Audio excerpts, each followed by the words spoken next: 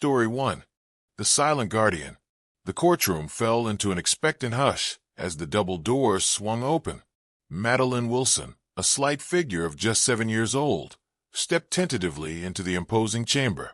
Her small hand clung to the leather harness worn by Jasper, a massive Bernese mountain dog whose gentle eyes belied his powerful frame. Judge Eleanor Barnes peered over her reading glasses at the young witness, her normally stern features softening slightly.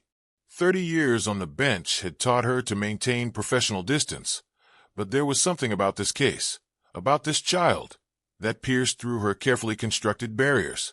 The girl's footsteps echoed through the silent room as she made her way to the witness stand, Jasper padding softly beside her.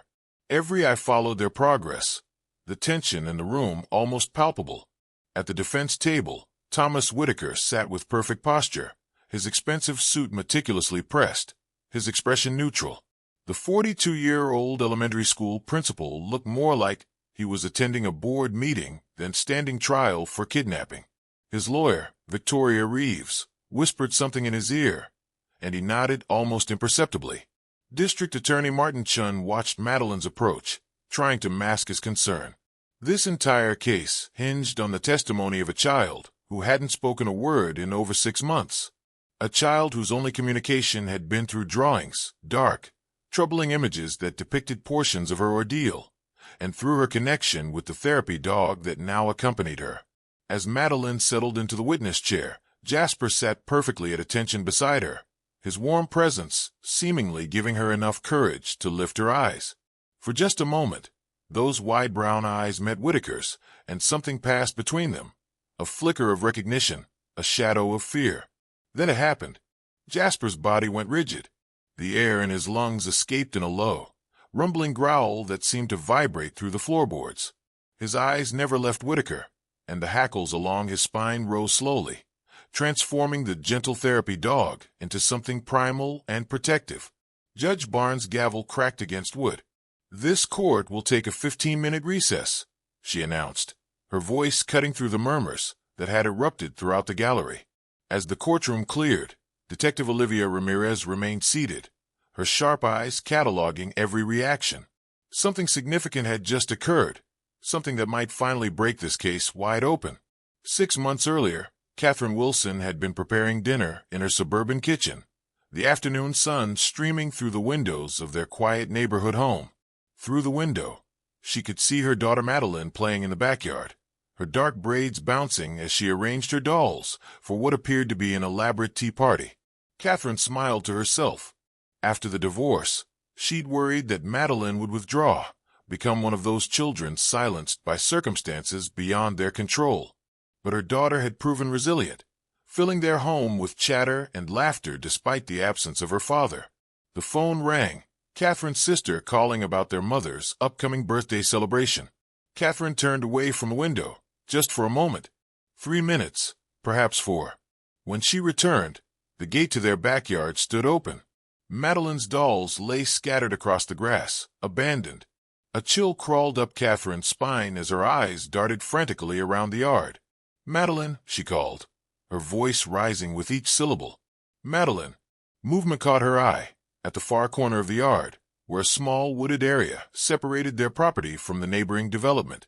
Madeline stood there, seemingly frozen, as a tall figure in a dark jacket leaned down, speaking to her. His hand extended toward the child, something small and colorful in his palm. "I have a special whistle," the man was saying, his voice carrying on the still afternoon air. "It makes a sound only children can hear. Would you like to try it?" "Madeline!" Catherine screamed, already running across the yard, her heart hammering against her ribs. The man's head snapped up, his expression shifting from gentle persuasion to something harder, calculating. He lunged for Madeline's arm, his fingers closing around her wrist. From the neighboring yard, a lawnmower sputtered to life. Frank Hudson, a retired firefighter with a booming voice that had commanded emergency scenes for decades, looked up just in time to witness the struggle. "Hey," he bellowed, vaulting over the low fence with surprising agility for a man in his 60s. "Get away from her." The momentary distraction was enough. The man released Madeline and bolted toward the street, where a silver sedan waited, engine running. Frank managed to catch a partial license plate before the vehicle disappeared around the corner. WBT. Catherine reached her daughter, gathering her into her arms, feeling the child's heart racing against her own. "It's okay, baby," she whispered, stroking Madeline's hair. "You're safe now. You're safe." But Madeline didn't cry. She didn't scream. She didn't speak at all. Her small body trembled violently in her mother's embrace, but no sound escaped her lips. Her eyes remained fixed on the spot where the man had stood, wide and unblinking. The police arrived within minutes. Detective Olivia Ramirez had been working the Special Victims Unit for over a decade, specializing in crimes against children. She'd seen this pattern before, the same methodical approach, the same careful selection, the same lures tailored to a child's specific interests. "This matches the MO of 3 other attempted abductions in the county," she told her partner, Detective James Park. "All children between 6 and 8, all approached in or near their homes, all offered something designed to pique their curiosity: a puppy, a new video game, a special toy." James nodded, his expression grim. "Any successful abductions with the same signature?" Olivia's face darkened. 2. Lily Hernandez, age 7, taken from a park 4 months ago. And Tyler Chun, age 6, from his front yard 6 weeks later. Neither has been found. She knelt beside Madeline, who sat wrapped in a blanket on the sofa, Catherine's arm protectively around her shoulders. "Hi there, Madeline. My name is Detective Ramirez, but you can call me Olivia if you want. Can you tell me what the man said to you?" Madeline stared at her, eyes hollow, mouth firmly closed. Catherine squeezed her daughter's shoulder gently. "Sweetheart, it's okay. You can tell the nice detective what happened." But Madeline remained silent, her fingers twisting in the fringe of the blanket, her breathing shallow and rapid. "She hasn't said a word since I found her," Catherine explained, fear evident in her voice. "Not one word." Olivia exchanged a glance with James. "It's a trauma response," she said softly. "Selective mutism. I've seen it before in children who've experienced severe shock." Catherine's eyes filled with tears. Will she ever speak again?" "With the right support, yes," Olivia assured her. "But she'll need help. Professional help." What followed were weeks of appointments with child psychologists, family therapists, specialists in childhood trauma. Madeline underwent evaluations, participated in play therapy, sat through sessions where she was encouraged to express her feelings through art. She drew picture after picture, dark, troubling images of shadowy figures and frightened children. But she didn't speak. Catherine watched helplessly as her once vibrant daughter retreated further into herself. Madeline stopped playing with her toys. She refused to go into the backyard. She woke screaming silently from nightmares, her mouth open in what should have been a cry of terror, but no sound emerged. Dr. Rebecca Chen, Madeline's primary psychologist, suggested something different after their 4th session. "There's a program I'd like to try," she explained to Catherine. "Animal-assisted therapy. Some children who won't communicate with adults will open up to animals. They feel safer, less judged." Catherine was willing to try anything. "Do you think it would help her speak again?" "I can't promise that," Dr. Chen said honestly. "But it might help her feel safe enough to begin the healing process. And that's the first step toward finding her voice again." The Northwest Animal Therapy Center occupied a renovated farmhouse on the outskirts of the city. The main room smelled of cinnamon and fresh pine, with comfortable furniture arranged around a stone fireplace. Dr. Michael Okafor, a tall man with kind eyes and a gentle voice, greeted Catherine and Madeline at the door. "Welcome," he said warmly, kneeling to Madeline's level. "I'm Dr. Mike, and somewhere around here is my friend Jasper, who I think would really like to meet you." As if on cue, a massive Bernese mountain dog padded into the room, his tricolored coat gleaming in the sunlight streaming through the windows. He moved with deliberate slowness, his soulful eyes fixed on Madeline. Dr. Mike explained. Jasper was a search and rescue dog for many years. He worked in the mountains, finding hikers who were lost or injured. But 2 years ago, during a particularly difficult rescue on a snowy slope, Jasper was caught in an avalanche.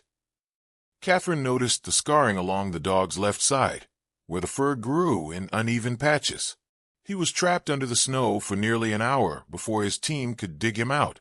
After that, he developed a fear of loud noises and couldn't return to his rescue work. But he still had so much love to give, so he came here to help children instead of hikers. Madeline hadn't moved from Catherine's side, but her eyes remained fixed on Jasper, following his every movement. Jasper understands what it's like to be afraid, Dr. Mike continued softly, and he knows how to be patient with people who need a little extra time to feel safe again. The massive dog settled on a large cushion near the fireplace, his posture relaxed but attentive, making no move toward the child. Dr. Mike produced a small container of dog treats and placed it on the coffee table. "These are Jasper's favorite," he told Madeline. "If you'd like to give him one, you can. Or you can just sit and watch him for today. Whatever feels comfortable for you." For several minutes, nothing happened. Madeline remained pressed against her mother's side, watching the dog with wary interest. Then, slowly, she took a single step forward. Then another, and another. Catherine held her breath as her daughter approached the massive animal, a tiny figure beside his substantial form. Madeline paused just beyond arm's reach, studying Jasper with solemn intensity. Jasper didn't move, didn't try to approach her. He simply watched her with gentle eyes, his tail thumping softly against the cushion in a steady rhythm. After what seemed like an eternity, Madeline reached into the treat container and extended her hand toward Jasper. A small biscuit balanced on her palm. The dog waited until she moved closer, then delicately took the offering from her hand, his lips carefully avoiding contact with her skin. A sigh escaped Catherine's lips as she watched Madeline tentatively reach out to touch Jasper's ear. The dog leaned slightly into her touch, eyes half closing in contentment. "That's wonderful," Dr. Mike whispered. By the end of the session, Madeline was sitting beside Jasper on his cushion, her small hand buried in his thick fur. She still hadn't spoken, but something had changed. The rigid tension that had characterized her body language for weeks had softened, just slightly. "Can we come back?" Catherine asked as they prepared to leave. Dr. Mike smiled. "Jasper would be very disappointed if you didn't." Over the following weeks, Madeline and Jasper developed a routine. 3 times a week, they would sit together in Dr. Mike's office. Sometimes they would go for walks in the center's enclosed garden. Sometimes they would simply sit by the fire, Madeline leaning against Jasper's solid warmth as Dr. Mike read stories aloud. Gradually, other changes appeared. Madeline began sleeping through the night, Jasper's presence in her dreams somehow keeping the nightmares at bay. She started drawing again, not just the dark, frightening images from before, but pictures of herself and Jasper, standing together against shadowy backgrounds. And then, one rainy afternoon in April, it happened. Madeline and Jasper were playing a simple game where she would hide a toy, and the dog would find it. After a particularly clever hiding place that took Jasper nearly 2 minutes to discover, the dog returned triumphantly with the stuffed rabbit clutched gently in his mouth. "Good boy," Madeline whispered, the words so soft that Catherine, watching from across the room, almost missed them. The air seemed to freeze as all 3 adults, Catherine, Dr. Mike, and Dr. Chun, who had joined them for the session, stared at the child in wonder. Madeline herself looked surprised, her fingers pressed to her lips as if trying to capture the escaped words. Jasper simply wagged his tail and dropped the toy at her feet, ready for another round. Dr. Chun knelt beside Madeline. "That was wonderful," she said softly. "Would you like to tell Jasper something else?" Madeline hesitated, then leaned forward to whisper directly into the dog's ear. The words were too quiet for the adults to hear, but it didn't matter. She was speaking again, finding her voice in the safety of Jasper's presence. Catherine pressed her hand to her mouth, tears streaming down her face. It wasn't much, just a few whispered words, but it was a beginning. The investigation into Madeline's would-be abductor proceeded slowly. The partial license plate led police to several possible vehicles, but none produced concrete evidence. Security camera footage from the neighborhood was grainy and inconclusive. Weeks passed with no substantial leads. Then, a break came from an unexpected direction. Thomas Whitaker, the principal of Lakeside Elementary School, reported a suspicious individual lurking near the playground during recess. His quick thinking and detailed description led to the arrest of a man with a history of offenses against children. Detective Ramirez interviewed Whitaker personally, impressed by his apparent concern for student safety.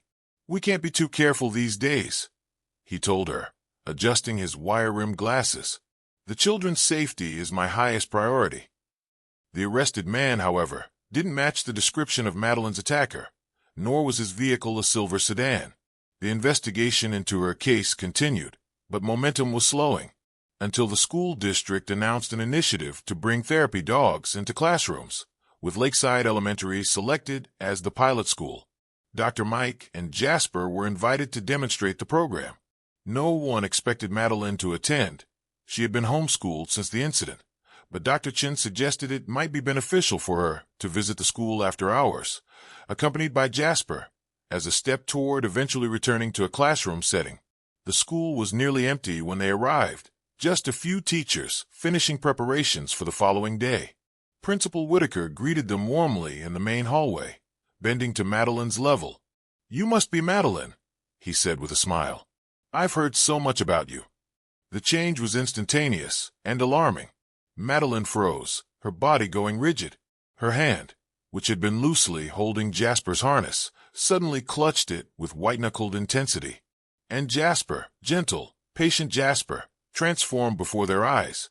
His hackles rose, his lips pulled back to reveal gleaming teeth, and a sound emerged from his chest unlike anything they had heard from him before.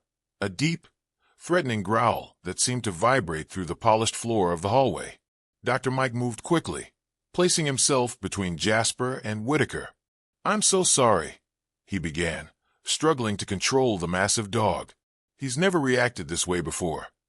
Detective Ramirez, who had come along to observe the therapy dog program for potential use with other victims, stepped forward, her training kicking in as she assessed the situation with new eyes. "Mr. Whitaker," she said carefully, "have you met Jasper before today?" The principal straightened, adjusting his tie with manicured fingers. "No, of course not. I've never seen this animal in my life." But Madeline was tugging at Dr. Chen's sleeve, her eyes wide with urgency. When the psychologist bent down, the child whispered something in her ear, the first words she had spoken to anyone besides Jasper. Dr. Chen's face drained of color. She straightened slowly, her eyes finding Detective Ramirez's across the hallway. "She says he's the man from the yard," she said, her voice barely audible. "The man with the whistle." The investigation that followed revealed the horrifying truth. A search of Thomas Whitaker's home uncovered a hidden room containing children's belongings, small shoes, backpacks, toys carefully preserved like trophies. More damning still, in a locked safe they discovered 2 silver whistles, identical to the one he had offered Madeline. But the most shocking discovery came when cadaver dogs led investigators to a remote wooded area 20 miles from the city. There, beneath the surface of a shallow pond, they recovered the remains of Lily Hernandez and Tyler Chen, the 2 children who had been successfully abducted. Thomas Whitaker was charged with 2 counts of first-degree murder, 1 count of attempted kidnapping, and a host of related crimes. His position as an elementary school principal had provided him with both access to potential victims and an air of respectability that deflected suspicion. The case against him was strong, but not without vulnerabilities. The physical evidence was circumstantial.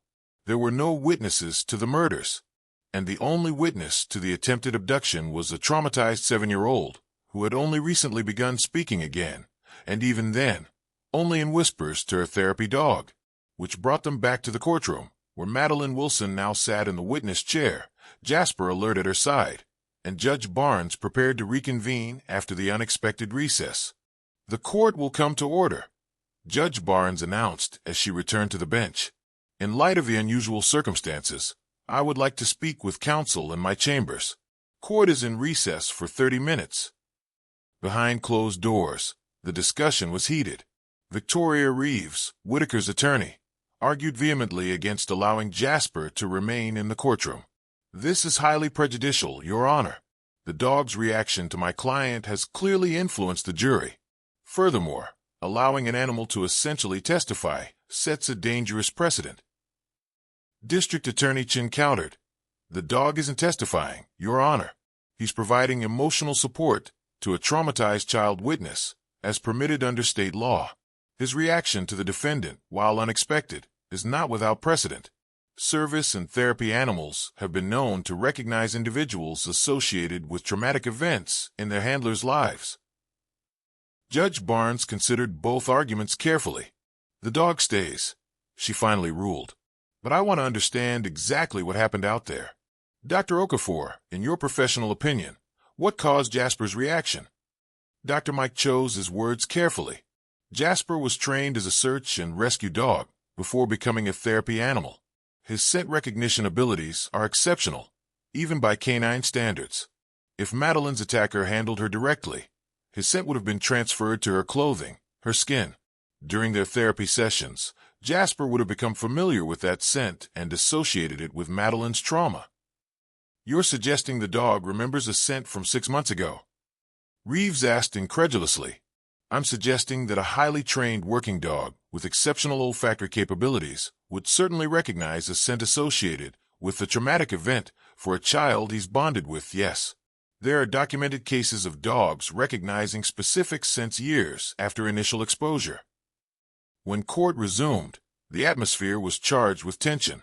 Madeline remained in the witness chair, Jasper vigilant beside her. District Attorney Chun approached gently.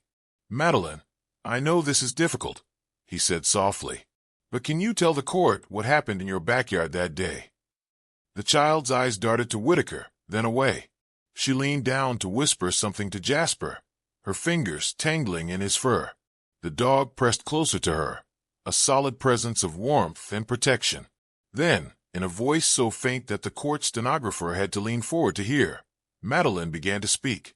Word by halting word, she described the man who had come to her yard, the silver whistle he had offered, how he had grabbed her arm when her mother called out.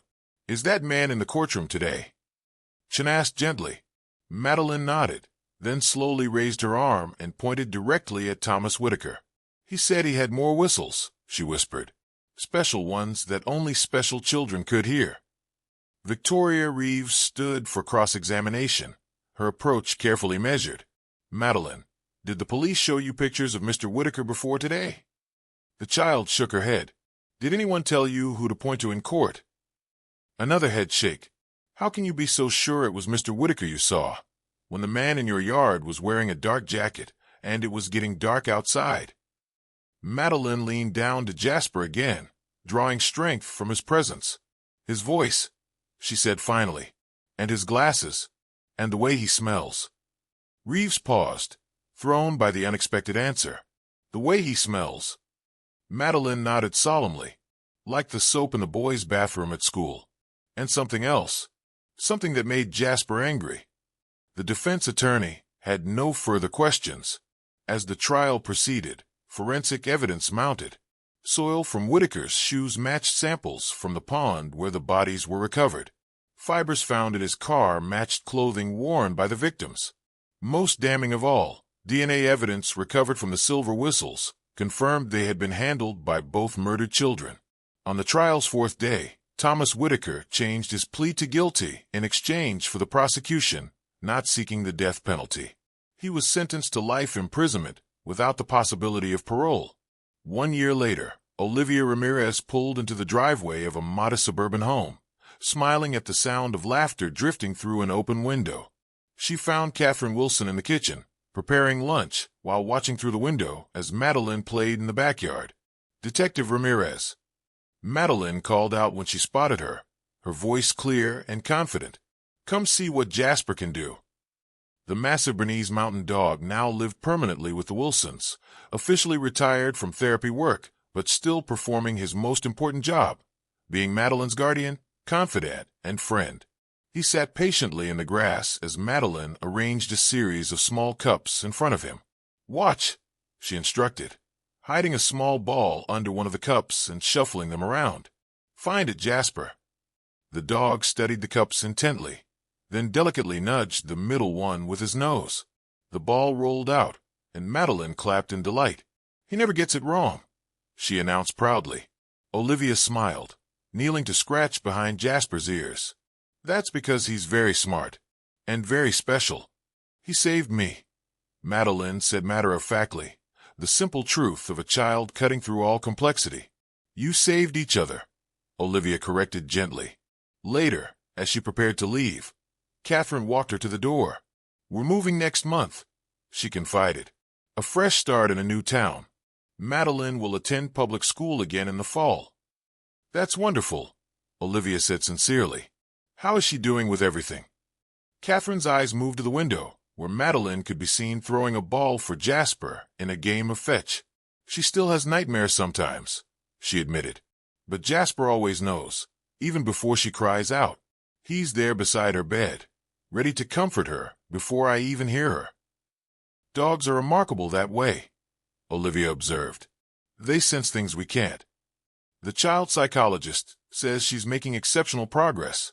She thinks that having Jasper, knowing she has a protector who will always recognize danger, has allowed Madeline to feel safe enough to heal. As if aware they were discussing him, Jasper looked up toward the house, his eyes meeting Olivia's through the window. For a moment, she was struck by the intelligence in that gaze, the alertness that never fully disappeared even in moments of play. Some bonds, once formed, could never be broken. Some guardians never stopped watching, never stopped protecting. And sometimes, healing came not through words or therapy or time, but through the silent understanding between a child who had lost her voice and a dog who had found a new purpose. In the yard, Madeline called out to Jasper, her voice carrying clearly on the summer air. The dog bounded toward her immediately, his entire body expressing joy at her command.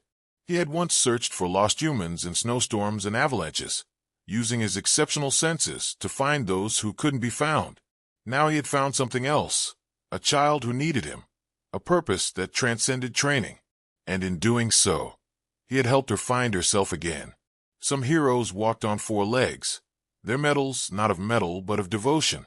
And some survivors found their voices not through words alone, but through the courage that came from knowing they would never again have to face the darkness alone.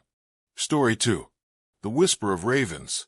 The small town of Pinewood was nestled in the heart of the Cascade Mountains, where towering evergreens lined winding roads and fog rolled through the valleys each morning. For 12-year-old Ellie Morgan, these mountains had once felt like home. Now they just felt empty. It had been 8 months since her mother, Dr. Rebecca Morgan, had disappeared during a research expedition in the nearby wilderness. The authorities had called off the search after 6 weeks, concluding that she must have fallen victim to the unforgiving terrain or harsh weather. But Ellie knew better.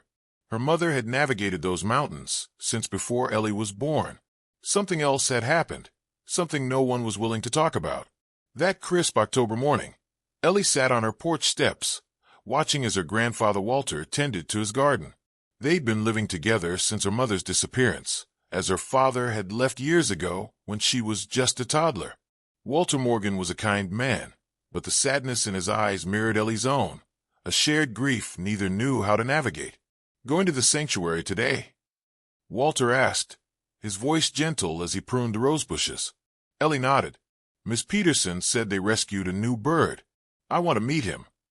The Wild Wings Bird Sanctuary sat at the edge of town, a haven for injured and orphaned birds run by Linda Peterson, an old friend of her mother's. Ellie had been volunteering there ever since her mother disappeared. Something about caring for the broken creatures helped fill the emptiness inside her. Walter's expression softened. "Your mother would be proud, you know. She always said you had her healing hands." Ellie looked down at her own hands, remembering how her mother used to say that. Rebecca Morgan had been a wildlife biologist, specializing in the study of ravens and their mysterious behaviors. Her research on avian intelligence had been groundbreaking, but according to local gossip, she'd ventured into unusual territory before her disappearance. "I'll be back before dinner," Ellie promised, grabbing her backpack and climbing onto her bike. The ride to Wild Wings took 15 minutes along the forest path, the cool autumn air filling her lungs. When she arrived, Linda Peterson was already waiting, her silver-streaked hair pulled back in its usual messy bun. "There you are," Linda said with a smile. "Come see our new resident." She led Ellie through the sanctuary to an isolation room where a large wire cage stood. Inside, a raven perched motionless, its feathers an iridescent black that seemed to shimmer with hints of deep purple and blue. One of its wings hung at an odd angle, clearly injured. Found him by the old research facility, Linda explained. Poor thing was exhausted and injured. Might have been attacked by a hawk or hit something. But Ellie wasn't listening anymore. She was transfixed by the raven's eyes, intelligent, alert, and somehow familiar. Unlike most injured birds that arrived at the sanctuary, this one wasn't frightened or agitated. It watched her with an eerie calmness that sent shivers down her spine. "What's his name?" Ellie asked, her voice barely above a whisper. Linda shrugged. "I've been calling him Midnight, but he doesn't seem to respond to it." The raven suddenly croaked, a sound that made both of them jump. It was deeper than a typical raven's call, almost like words struggling to form. "He's been making strange sounds since we found him," Linda said, her brow furrowed. "Dr. Wilson from the university thinks his vocal syrinx might be damaged." Ellie moved closer to the cage, drawn by something she couldn't explain. The raven hopped toward her, its injured wing dragging slightly. "Careful," Linda warned. "He hasn't been friendly with anyone else." But as Ellie reached the cage, the raven didn't display any aggression. Instead, it tilted its head, studying her with those penetrating eyes. Then it made another sound, not a typical raven's call, but something that sounded eerily like Ellie. Ellie jerked back. "Did you hear that?" Linda looked concerned. "Hear what, dear?" It sounded like he said my name." Linda placed a gentle hand on Ellie's shoulder. "Honey, I know you miss your mom. Sometimes our grief makes us hear things." "I'm not making it up," Ellie insisted, but the doubtful look on Linda's face made her drop the subject. For the rest of the afternoon, Ellie attended to her usual chores, feeding the smaller birds, cleaning cages, and preparing medication under Linda's supervision. But her mind kept returning to the raven. Several times, she caught it watching her, following her movements across the room with an intensity that seemed impossible for a bird. As evening approached and Linda stepped outside to take a phone call, Ellie seized the opportunity to approach the raven again. "Who are you?" she whispered, feeling foolish for talking to a bird as if it could understand. The raven shifted on its perch, moving closer to the cage door.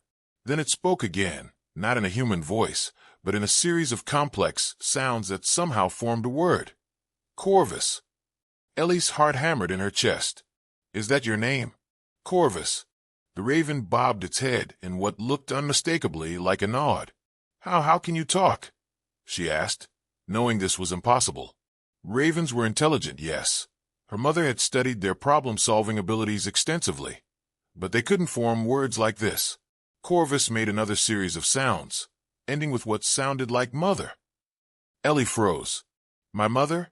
Do you know something about my mother?" The raven became agitated, flapping its good wing and making a series of urgent sounds. Before Ellie could make sense of it, Linda returned. "Everything okay in here?" she asked, glancing between Ellie and the raven. "Fine," Ellie said quickly, just checking his water. That night, Ellie could barely sleep. The encounter with Corvus played over and over in her mind. She knew ravens were smart. Her mother's research had focused on their ability to use tools, solve complex problems, and even recognize human faces. But speaking words, understanding questions, it wasn't possible. Unless an old memory surfaced, her mother excitedly telling her about a new research direction, something about enhanced neural pathways in corvids. Rebecca had been animated, more excited than Ellie had seen her in years. "If I'm right," she'd said, "we've been underestimating these birds our entire human history." The next morning, Ellie told her grandfather she was going to the library to work on a school project. Instead, she pedaled straight to Wild Wings. Linda wouldn't be in until noon on Sundays, giving Ellie a few hours alone with Corvus. The sanctuary was quiet except for the occasional chirp or flutter of wings. Ellie went directly to the isolation room where Corvus was kept. The raven perked up immediately, hopping to the front of the cage. "Corvus," Ellie said softly, "I need to know. Do you really understand me?" The raven made a sound that was undeniably yes. Ellie's heart raced. "And you know something about my mother? About Rebecca Morgan?" Another yes, followed by a series of sounds Ellie couldn't decipher. I don't understand, she said, frustration building. If you know something, how can you tell me? Corvus became agitated, pacing back and forth in his cage. Then he stopped, fixed his gaze on Ellie, and tapped his beak repeatedly against the cage door. You want out? Ellie asked. The raven nodded. Ellie hesitated. Linda would be furious if she released an injured bird, especially one not yet evaluated for release potential. But something told her this was important, perhaps the only link to her mother's disappearance. Making her decision, Ellie carefully opened the cage door.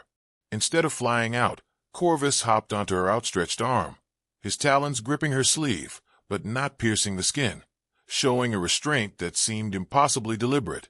What now? She whispered. Corvus made a motion with his head toward the window, then toward the mountains visible in the distance. You want me to take you somewhere? The raven nodded again. Heart pounding. Ellie wrapped a light blanket around the bird to keep him secure and slipped out the back door of the sanctuary. Once outside, she placed Corvus in her backpack, leaving it partially open so he could breathe, and started pedaling toward the mountains. You'll have to guide me somehow, she told the raven, feeling equal parts terrified and exhilarated. For over an hour, Ellie followed Corvus's directions. When she reached a fork in the path, the raven would make sounds or movements indicating which way to go. They ventured deep into the forest, far beyond the trails Ellie knew. Just as she was beginning to worry they were hopelessly lost, they emerged into a small clearing. Ahead stood an abandoned building, a research outpost her mother had used occasionally. The structure looked untouched, with no signs of the search and rescue teams that had combed the area months ago. Is this it? Ellie asked, helping Corvus out of her backpack. The raven flew awkwardly to the ground, his injured wing limiting him, then hopped toward the building with purpose. Ellie followed, her skin prickling with both fear and anticipation. The door was locked, but Ellie knew where her mother kept the spare key, hidden in a fake rock by the north corner. Inside, a layer of dust covered everything. Papers were scattered across a desk, chairs overturned, drawers left open, signs of a hasty departure or, worse, a struggle.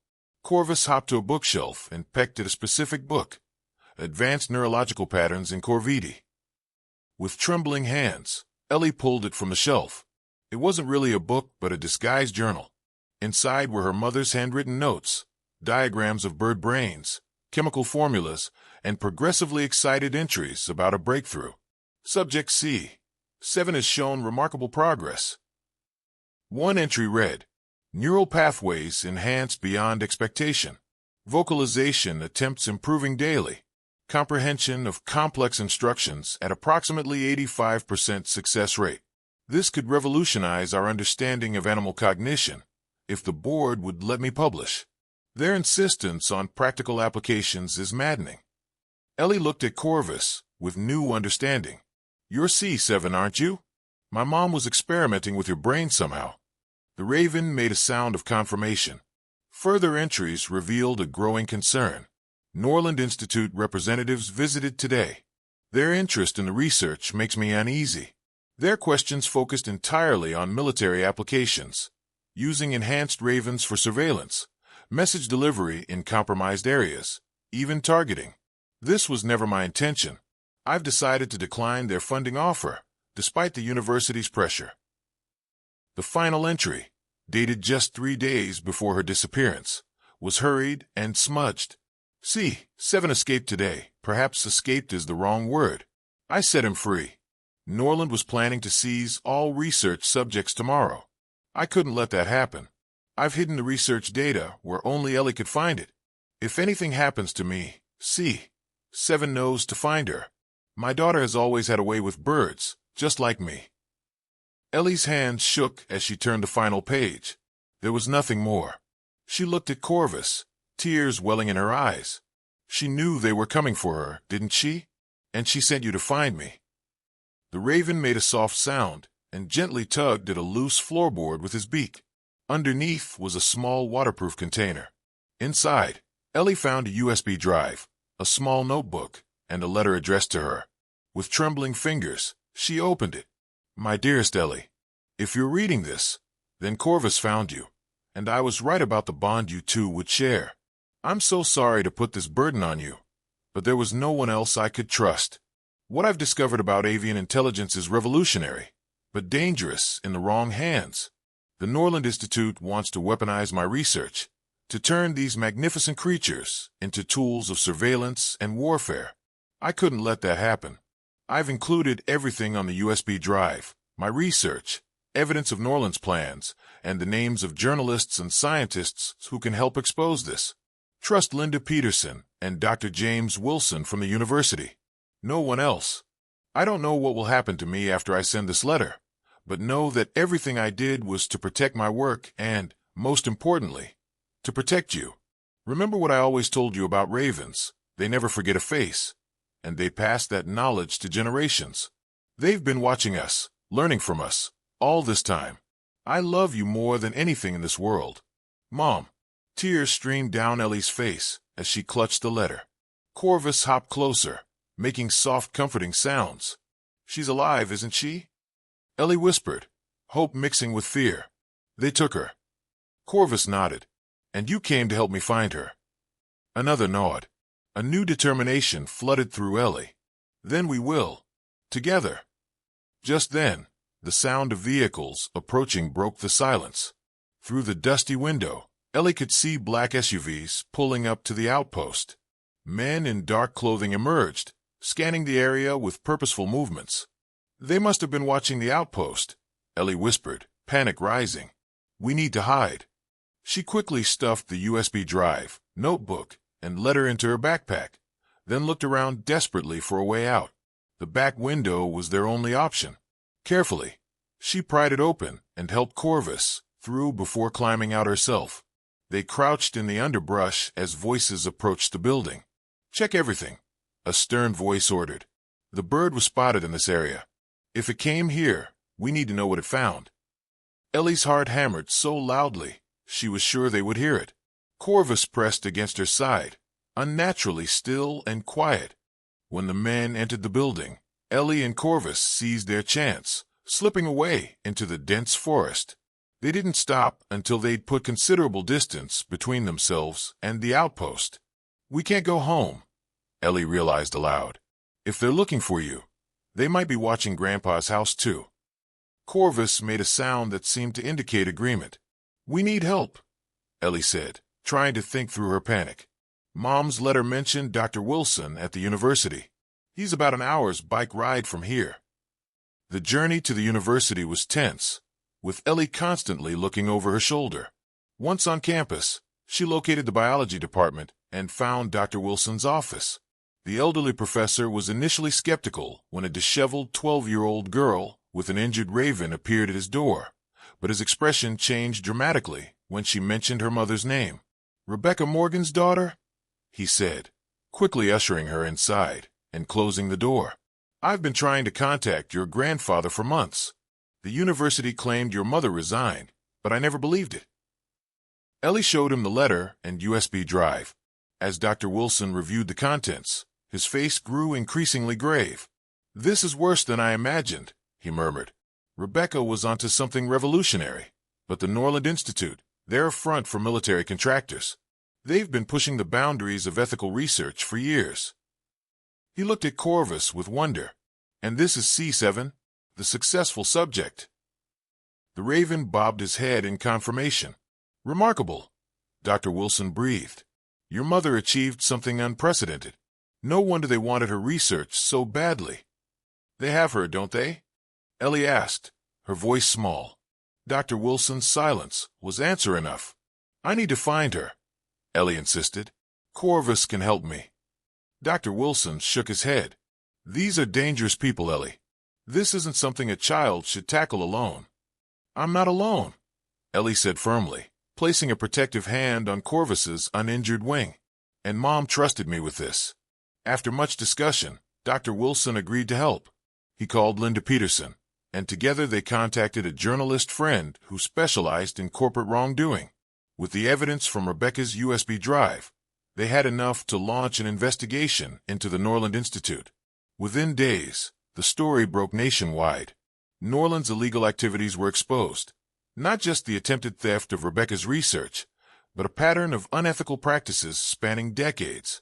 Under intense public and legal pressure, the Institute's facilities were raided by federal agents.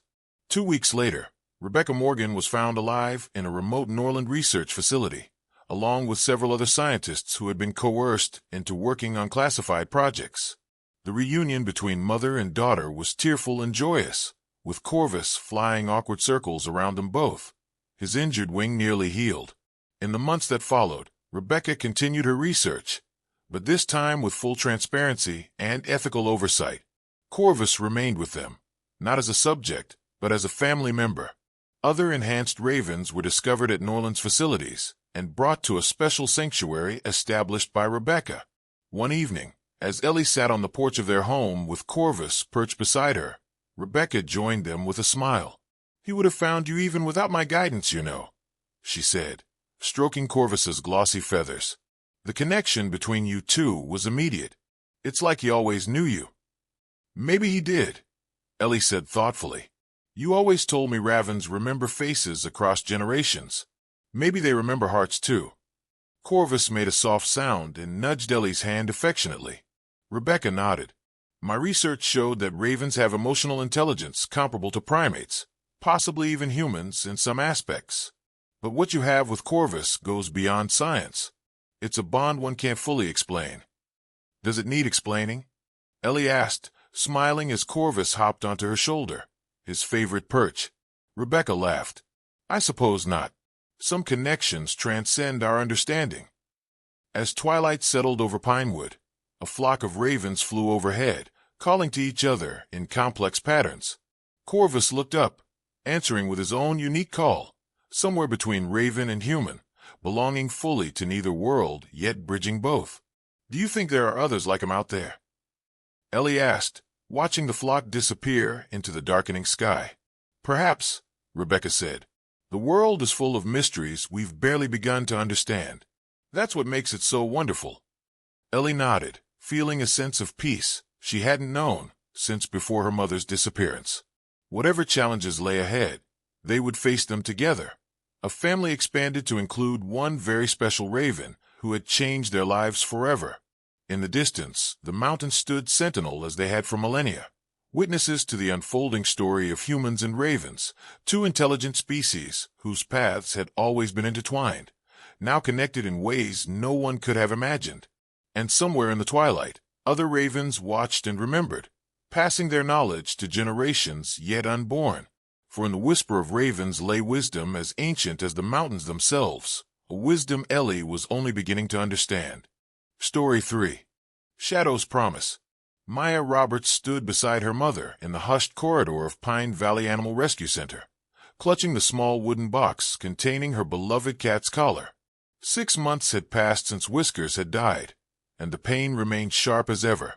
At 12 years old, Maya had never imagined life without the gentle Tabby, who had been her constant companion since infancy. "Are you sure you're ready for this?"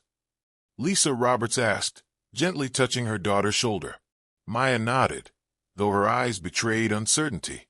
The rescue center wasn't what she had expected, not sterile and sad like the animal shelters on TV, but warm and alive with the chatter of volunteers and the occasional bark or meow from the residents. Still, she couldn't imagine any animal replacing Whiskers.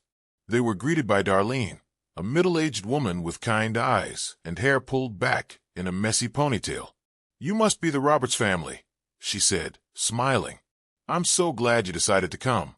Sometimes helping another animal can be the best medicine for a heart that's hurting." Maya wasn't convinced, but she had promised her mother she would try.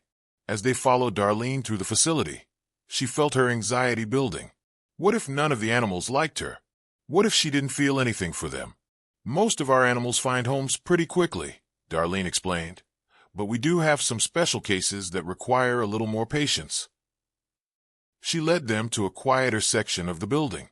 "This is where we keep animals that have experienced trauma or need extra care."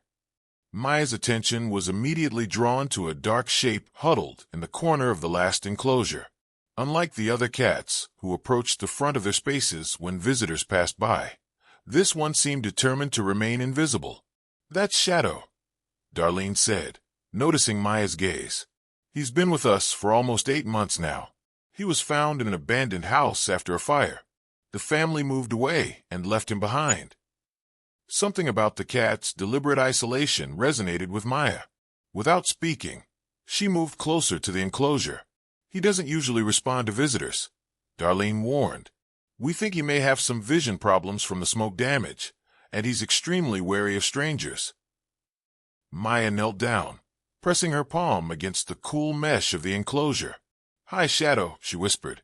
The black cat remained motionless, amber eyes glinting in the dimness. Lisa exchanged glances with Darlene. Maybe we should look at some of the other cats, she suggested.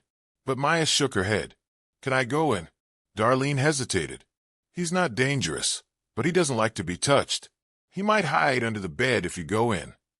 Please, Maya insisted. I just want to sit with him. After a moment's consideration, Darlene nodded and unlocked the door. Just move slowly and don't try to pick him up.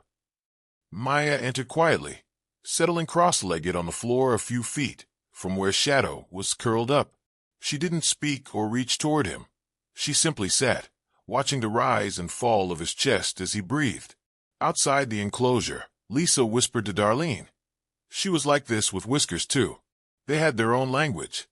After 10 minutes of stillness, something remarkable happened.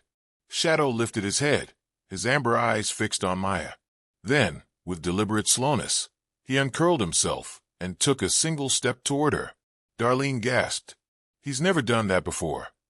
Maya remained motionless, her heart pounding. Shadow took another step, then another, until he was close enough that she could feel his breath on her hand. He sniffed her fingers cautiously, then, to everyone's astonishment, bumped his head gently against her palm. Mom, Maya breathed, not daring to move.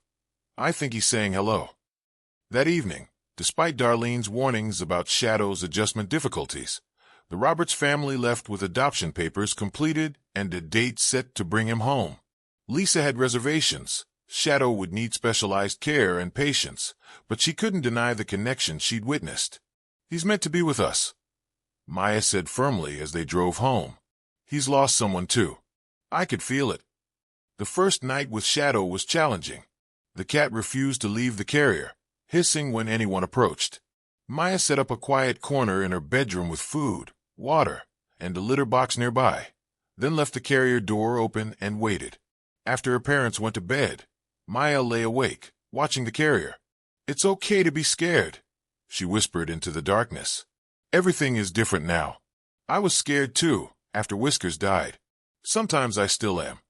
Around midnight, she heard a soft rustle as Shadow finally emerged. He moved like a ghost through her room, exploring cautiously. Maya pretended to be asleep, allowing him the freedom to investigate without pressure. Just before dawn, she felt a slight depression on the edge of her bed. Opening one eye, she saw Shadow perched there, watching her intently. Hi, she whispered. The cat blinked slowly, but didn't retreat. Over the next few weeks, Shadow gradually adapted to his new home. He remained aloof with Lisa and Maya's father, David, but showed increasing trust in Maya. He would sit beside her while she did homework, occasionally allowing her to stroke his glossy black fur. At night, he slept at the foot of her bed, a dark sentinel guarding her dreams. He's different with you, David observed one evening, watching as Shadow permitted Maya to gently check his eyes, which still watered occasionally from the old smoke damage. It's like he knows you understand him. Maya smiled. We're helping each other. Despite Shadow's progress, Maya noticed worrying signs. Some days, he hardly touched his food. Other times, he seemed disoriented, bumping into furniture or staring fixedly at blank walls. The veterinarian had warned them about possible neurological effects from smoke inhalation, but Maya couldn't shake the feeling that something deeper was troubling her new companion. One night, she woke to find Shadow sitting on her chest, his amber eyes inches from her face. His gaze was so intense that Maya felt a chill run through her. What is it? She whispered. What are you trying to tell me? Shadow placed one paw against her cheek, a gesture so deliberate it couldn't be accidental. Then he jumped down and walked to her bedroom door, looking back as if expecting her to follow. Curious, Maya slipped out of bed. Shadow led her downstairs to the living room, where moonlight cast silver patterns across the floor. He stopped beside the bookshelf where Maya had placed Whisker's memorial, a small framed photo, and a wooden box containing his collar. "You know about him?" Maya asked softly. Shadow meowed, the first sound she had heard him make since bringing him home. Then he placed his paw against the wooden box, fixing Maya with that same penetrating stare. A strange feeling washed over her. "Do you want to see it?" She took down the box and carefully opened it. Whisker's blue collar, with its silver bell, glinted in the moonlight. Shadow sniffed it, then looked up at Maya and meowed again. "I miss him too," Maya admitted, tears welling in her eyes. "He was always there for me, ever since I was a baby." Shadow pressed his head against her hand, purring for the first time. The sound was rough, as if his voice had grown rusty from disuse, but to Maya, it was beautiful. From that night on, something changed between them. Shadow became more vocal, greeting Maya with quiet meows when she returned from school, seeking her out when she was upset. It was as if he had been holding back, waiting to ensure this new home was permanent before investing himself fully. Summer arrived, bringing with it Maya's dreaded annual checkup. She had always hated doctor visits, but this year she felt particularly anxious. For weeks, she'd been experiencing unexplained fatigue and headaches that she'd hidden from her parents, not wanting to worry them so soon after Whisker's death. The morning of the appointment, Shadow refused to leave her side, following her to the bathroom and watching intently as she brushed her teeth. "I'll be back soon," she promised, scratching behind his ears. Shadow meowed loudly, an almost desperate sound that made Maya pause. "What's wrong, buddy?" He pawed at her leg, then ran to her bedroom door and back, as if trying to prevent her from leaving. "Maya, we're going to be late." Lisa called from downstairs. With a final apologetic glance at Shadow, Maya hurried downstairs. As she closed the front door, she heard him yowling from somewhere inside the house, a sound so full of distress that it stayed with her throughout the car ride. Dr. Patel had been Maya's pediatrician since she was a toddler. Usually, his gentle manner and dad jokes put her at ease, but today his expression grew serious as he examined her. "Has Maya been more tired than usual?" he asked Lisa, who had noticed but attributed it to grief over Whiskers. "I'm fine," Maya insisted, though the dull headache that had been her constant companion for weeks pounded behind her eyes. Dr. Patel ordered blood tests, his reassuring smile not quite reaching his eyes. "Just routine," he said. "Nothing to worry about." But 3 days later, when he called asking the Roberts family to come in immediately, Maya knew it wasn't routine at all. The diagnosis hit like a thunderbolt: leukemia. The word hung in Dr. Patel's office, terrible and incomprehensible. Maya watched her mother crumple, her father's face go ashen, while she herself felt oddly detached, as if floating above the scene. "We've caught it relatively early," Dr. Patel said, his voice seeming to come from far away.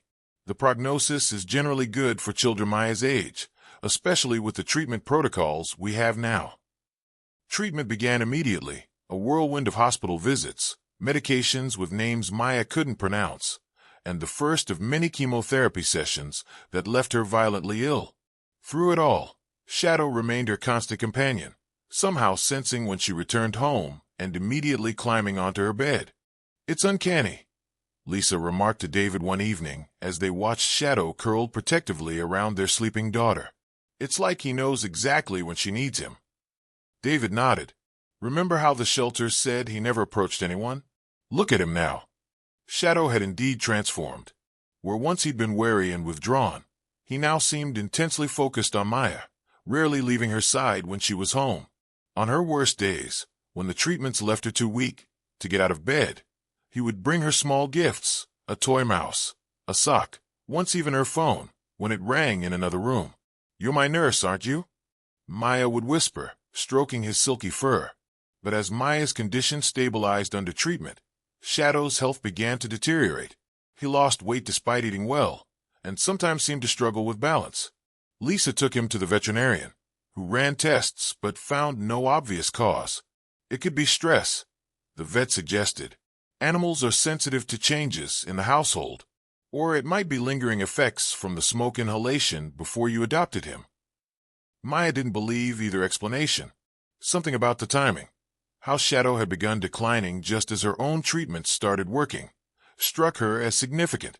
She remembered how he had tried to stop her from going to that fateful doctor's appointment, as if he had somehow known what would be discovered. "He's trying to help me," she told her mother one evening. "Like he's fighting it with me." Lisa smiled sadly, assuming it was just her daughter's imagination giving meaning to coincidence. "He certainly loves you," she agreed. 3 months into treatment, Dr. Patel called with cautiously optimistic news. Maya was responding well. Her blood counts were improving faster than expected. "We're not out of the woods," he cautioned, "but these are very encouraging signs." That same evening, Shadow collapsed in the hallway. David rushed him to the emergency vet clinic, where the bewildered staff struggled to identify what was wrong. "His organs are shutting down," the veterinarian finally said, "but we can't determine why. There's no infection, no toxin we can detect." Maya, though weak from her latest treatment, insisted on being taken to the clinic. "I need to see him," she pleaded. "Please."